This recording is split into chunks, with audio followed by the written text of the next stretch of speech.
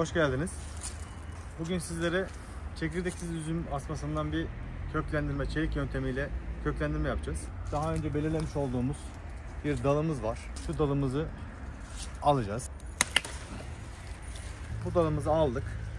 Şimdi kök atabilecek yerleri göstereceğim ben size. Şu yaprakları alacağız. Buradan.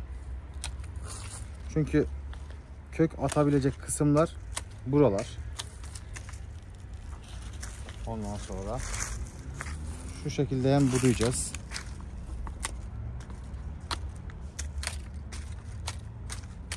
Çok fazla uzun bırakmamıza gerek yok çünkü suyun içerisinde kalmasını istediğimiz bir alan var. Şu alanı buradan tam alacağız. Gözün üzerinden. Şu şekilde tek seferde zedelemeden almamız gerekiyor.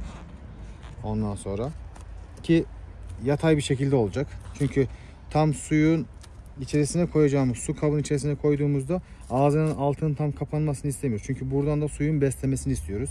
Daha sonra bu gözlerden ilerleyen dönemlerde filiz yani kök patlamaları yaşayacak.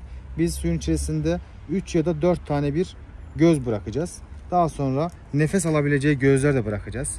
Şuradan şu gözden tek seferde yine aynı şekilde kestik.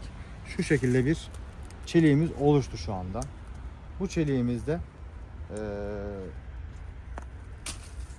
bu çeliğimizin içerisinde 1, 2, 3, 4 tane bir göz bıraktık. Suyun içerisinde kalacağı.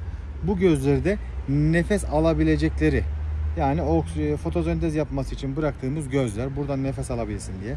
Sizler için çeliklerimizi ayarladık. Bu şekilde. Şimdi bunları ben 5 direk suyun içerisinde yapıyorum. Siz de kova içerisinde de yapabilirsiniz. Bunları 5 direk suyun içerisine, pet şişesinin içerisine su doldurup koyabilirsiniz. Şuradan da daha geniş olması için ağzını keseceğim biraz.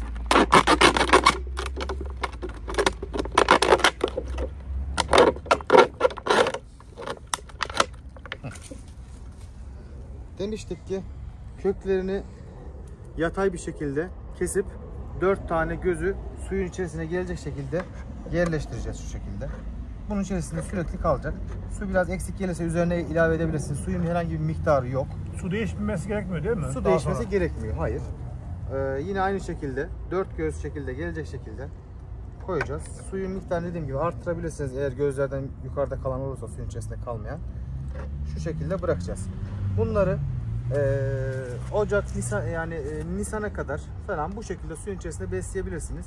Belirli bir dönem içerisinde zaten buradaki gözlerden filizlerin patladığını göreceksiniz. Ondan sonra seneye daha çok köklü bir şekilde toprağa Nisan-Mayıs ortasında atabiliriz. Bunun sıcaklık konusunda çok önemli bir bilgi vermek isteriz. Daha önce tanıtımlarımızda, videolarımızda söyledik ama izleyenlerimiz yanlış bir uygulama yapmışlar. Sıcak soğuğa maruz kalmayacak. Çünkü önümüz kış olduğu için soğuğa maruz kalmayacak. Oda sıcaklığına yakın güneş alabilecek bir yerlerde muhafaza etmeniz köklerin daha çok hızlı, daha hızlı şekilde çıkmasına sebep olacaktır. Evet. Yani oda sıcaklığı iyidir ama soğuğa maruz kaldığında bunun üşüyüp strese girip kökünü kurutmaya başlayacaktır artık. Verimli yani kök salmayacak. Bu ne kadar zamanda köklemeye başlar? Bu yaklaşık 2 ay içerisinde kök salmaya başlayacaktır. Oda sıcaklığında tuttuğumuz takdirde.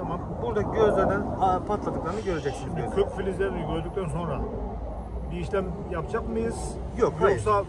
Bahar, Nisan'a kadar, Mayıs'a kadar bekleyeceğiz. Nisan'a kadar bu şekilde sonra kalabilir. toprağa veya saksıya dikeceğiz. Saksıya dikebiliriz. Yani bu herhangi bir şey yapmayacağız. Oda sıcaklığında hem kendisi suyu emecek.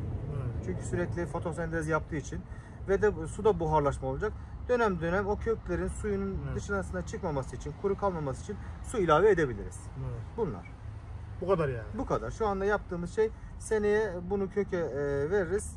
Toprağa da atabiliriz. Mart gibi bahar öncesi de bildiğim kadarıyla yapıyorlar ama. Evet. Bu dönemde yapmamız sanki daha mı? Bu dönemdeki yapmamızın sebebi şu. Daha hızlı toprakla buluşturup bir sonraki yıla gerekirse daha güçlü olacak. Daha güçlü olacak ve hatta üzüm bile verme ihtimali doğurabiliyor. Yani çok fazla değil ama Anladım.